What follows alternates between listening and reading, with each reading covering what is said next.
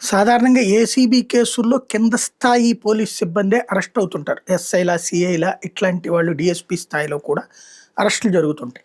ఐపీఎస్‌ల జోలికి వెళ్లరు. రాష్ట్ర ప్రభుత్వాలు తలుచుకుంటే ఐపీఎస్‌ల మీద కూడా ఏసీబీ కేసులు పెట్టొచ్చు అన్నటువంటిది ఆంధ్ర, తెలంగాణలో నిరూపితమైంది. అయితే రాష్ట్ర ప్రభుత్వాలు వాళ్ళకి కావలసిన అధికారుల పట్ల అట్లా ఉండదు. అయితే కేంద్ర ప్రభుత్వం సీబీఐ అయితే చెయ్యొచ్చు అన్నటువంటిది ఇప్పుడు నిరూపణ.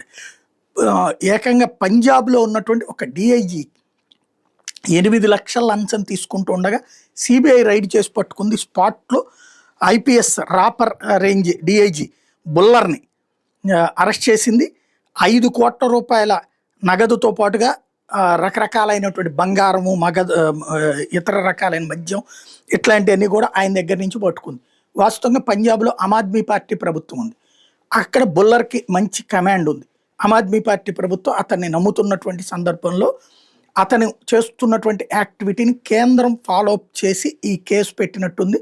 ఇప్పుడు ఆమ్ ఆద్మీ పార్టీ ప్రభుత్వం ఏం చేస్తుంది, మహారాష్ట్రలో ఉన్న పోలీసుల్ని సిబిఐని పంపిస్తున్నారంటూ మళ్ళీ ఇప్పుడు ఢిల్లీలో పెట్టినట్టు బ్యాన్ పెడుతుంది అనేది చూడాలి.